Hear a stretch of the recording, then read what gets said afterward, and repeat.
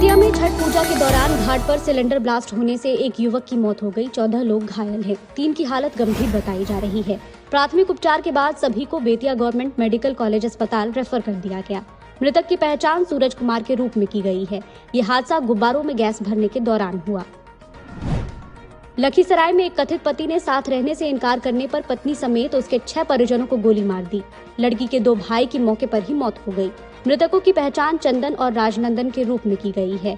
पिता 2 बहू समेत लड़की घायल है। आरोपी आशीष चौधरी ने छठ पूजा करके लौटते वक्त सभी को निशाना बनाया।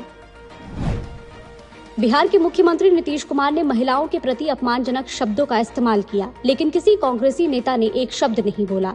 राजस्थान के पाली में एक चुनावी जनसभा को संबोधित करते हुए प्रधानमंत्री मोदी ने ये बातें कही। उन्होंने आगे कहा, घमंडिया गठबंधन ने महिलाओं के खिलाफ अभियान छेड़ दिया है। आरा में एक 8 महीने के बच्चे की बाल्टी में डूबने से मौत हो गई। बच्चे की मां कपड़ा धोकर छत पर डालने गई थी। इसी दौरान बच्चा चबूतरे से फिसलकर बाल्टी में गिर गया। सदर अस्पताल ले जाते वक्त उसने दम तोड़ दिया। गोपालगंज में पिछले 3 दिनों में 5 लोगों की संदिग्ध परिस्थितियों में मौत हो गई। स्थानीय लोग मौतों की वजह जहरीली शराब को बता रहे हैं, जबकि जिला प्रशासन का कहना है कि सभी लोगों की मौत अलग अलग वजहों से हुई। वैशाली में एक आरजेडी कार्यकर्ता के अजीबोगरीब कारनामे का वीडियो वायरल हो रहा है। केदार यादव ने लालू और तेजस्वी की दंडवत होकर पूजा की। इसके लिए उन्होंने दोनों की मूर्ति भी बनाई। घाट पर तेजस्वी यादव के नाम का बोर्ड भी लगा दिया। पटना में एक लग्जरी कार अचानक धू धू कर जलने लगी। कार सवार लोगों ने किसी तरह कूदकर अपनी जान बचाई। इस दौरान मौके पर अफरा तफरी मच गई। ये हादसा बापू सभागार के पास हुआ। दमकल विभाग की 3 गाड़ियों ने किसी तरह आग पर काबू पाया। बेतिया में 2 पक्षों के बीच हुए विवाद को सुलझाने पहुंची पुलिस टीम पर हमला हो गया। एसआई समेत कई पुलिसकर्मी घायल हो गए। हमलावरों ने पुलिस की गाड़ी में भी तोड़फोड़ कर दी। ये मामला 2 दिन पहले का है। वीडियो अब सामने आया है। पटना के खेमनी चक स्थित एक तालाब में डूबने से 2 सगे भाइयों की मौत हो गई। नहाने के दौरान यह हादसा हुआ। मृतकों की पहचान सौरभ और साहिल के रूप में की गई है। हादसे के बाद गुस्साए लोगों ने शव रखकर सड़क जाम कर दिया। गया में 4ठी कक्षा के एक छात्र ने 36 घंटे का निर्जला व्रत रखकर छठ पूजा की। इस बार छठ पूजा का ये दूसरा साल था।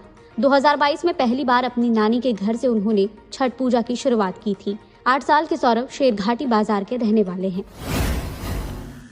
राजधानी पटना समेत प्रदेश के अधिकतर भागों में मौसम शुष्क बना हुआ है। वहीं पछुआ हवा के प्रभाव से गया समेत राज्य के दक्षिण मध्य और दक्षिण पश्चिम भागों में कुछ स्थानों पर न्यूनतम तापमान में कमी दर्ज की गई है। मौसम विज्ञान केंद्र पटना के वैज्ञानिक राकेश कुमार ने मौसम पूर्वानुमान में बताया है कि अगले 24 घंटों के दौरान प्रदेश के अधिकांश हिस्सों में सुबह के समय हल्के स्तर का कोहरा छाये रहने की संभावना है। आज के मौसम विश्लेषण के अनुसार पछुआ एवं उत्तर पछुआ हवा का प्रवाह सतह से 5.8 किलोमीटर ऊपर तक प्रभावी है। अगले 24 घंटों के दौरान राज्य का मौसम आमतौर से शुष्क रहने एवं राज्य की अधिकांश हिस्सों में सुबह के समय हल्के स्तर का कोहरा छाये रहने का पूर्वानुमान है। अगले 24 घंटों के दौरान राज्य के तापमान में कोई विशेष परिवर्तन की संभावना नहीं है। प्रदेश में डेंगू के नए मामलों के मिलने का सिलसिला जारी है। पिछले 24 घंटों के दौरान राज्य में 28 नए मामलों की पुष्टि हुई है। इसके साथ ही राज्य में डेंगू मरीजों का आंकड़ा 19,712 हो गया है। स्वास्थ्य विभाग के अनुसार पटना में सबसे अधिक 13 नए मामले मिले हैं। वहीं सारण में 4, नालंदा में 3 और बक्सर तथा मुंगेर में 2-2 मामलों की पुष्टि हुई है। विभाग से मिली जानकारी के अनुसार राज्य के विभिन्न अस्पतालों में 137 मरीजों का इलाज चल रहा है। पटना के मोइनुलहक स्टेडियम में खेले गए कूच बिहार अंडर 19 क्रिकेट मुकाबले में पश्चिम बंगाल ने बिहार को 1 पारी और 97 रन से हरा दिया। महापर्व छठ की समाप्ति के बाद अब प्रवासियों के लौटने का सिलसिला शुरू हो गया है। विभिन्न रेलवे स्टेशन और बस अड्डों पर लोगों की भीड़ उमड़ पड़ी है। रेलवे पूजा के बाद देश के विभिन्न हिस्सों में लौटने वाले लोगों की सुविधा के लिए कई स्पेशल ट्रेनों का परिचालन कर रहा है। पूर्व मध्य रेलवे दिल्ली, आनंद विहार, कोटा, हैदराबाद, बनारस, तिनसुकिया, जम्मू तवी के लिए विशेष रेलगाड़ियां परिचालित कर रहा है। इसके अलावा रक्सौल, दरभंगा, समस्तीपुर, मुजफ्फरपुर और अन्य स्टेशनों से जबलपुर, बेंगलुरु, पुणे, अजमेर और अन्य स्थानों के लिए विशेष ट्रेन शुरू की गई है। इन विशेष रेलगाड़ियों में पर्याप्त संख्या में बर्थ उपलब्ध है। पूर्व मध्य रेलवे के महाप्रबंधक अनिल कुमार खंडेलवाल ने आनंद विहार स्टेशन जाने वाले यात्रियों से आज पटना जंक्शन पर मुलाकात की। उन्होंने यात्रियों से उनका हाल चाल भी पूछा।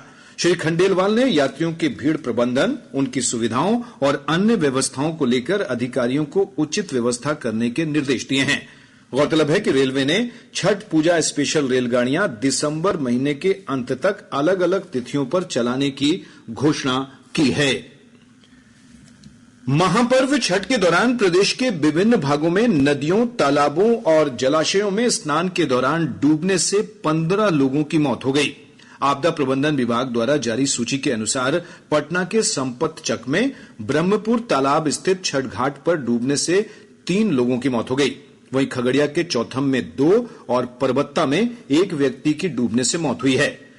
बेगूसराय के बरौनी, मुंगेर के तारापुर, दरभंगा के जाले तथा अलीनगर, समस्तीपुर के दलसिंह सराय तथा बिधान और सहरसा के 70 कटैया में 1-1 व्यक्ति की डूबने से मौत हुई है।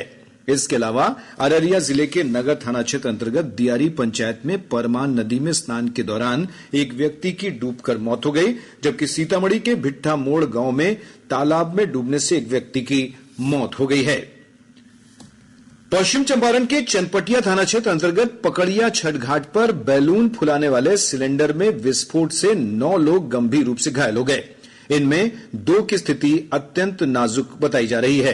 बेतिया सदर एसडीपीओ मेहताब आलम ने घटना की पुष्टि करते हुए बताया कि छठ घाट पर गुब्बारे में गैस भरते समय सिलेंडर में विस्फोट हुआ, जिसमें कई लोग घायल हो गए हैं।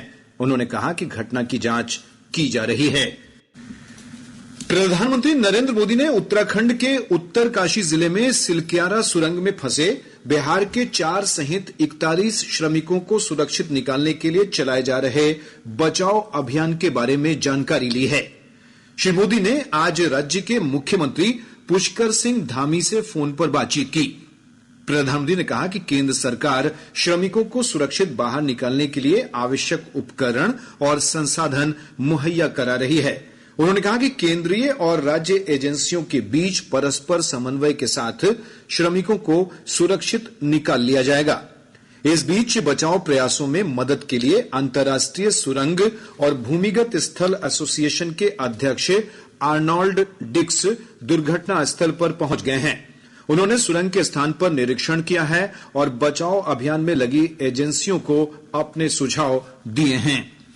सुरंग में फंसे मजदूरों का मनोबल बनाए रखने और बचाव कार्यों के संचालन पर निरंतर नजर रखी जा रही है। सुरंग के उस भाग में बिजली और पानी आपूर्ति की व्यवस्था की गई है जहां श्रमिक फंसे हुए हैं। उन्हें भोजन और दवाइयां 4 इंच के कंप्रेसर पाइप के जरिए भेजी जा रही है। रेल विकास निगम लिमिटेड ने आवश्यक वस्तुओं की आपूर्ति के लिए अन्य वर्टिकल पाइपलाइन के लिए काम करना शुरू कर दिया है। सीमा सड़क संगठन ने इस सुविधा के लिए मात्र 1 दिन में संपर्क सड़क बनाने का काम पूरा कर लिया। राष्ट्रीय राजमार्ग और अवसंरचना विकास निगम लिमिटेड सुरक्षा प्रबंध पूरे करने के बाद सिलक्यारा छोर से खुदाई का काम जारी रखे हुए है। सेना ने लोगों को सुरक्षित निकालने के लिए एक बॉक्स तैयार कर लिया है। टेहरी जल विद्युत विकास निगम बारकोट छोर से सूक्ष्म खुदाई का कार्य शुरू करेगा, जिसके लिए भारी मशीनें जुटाई गई हैं।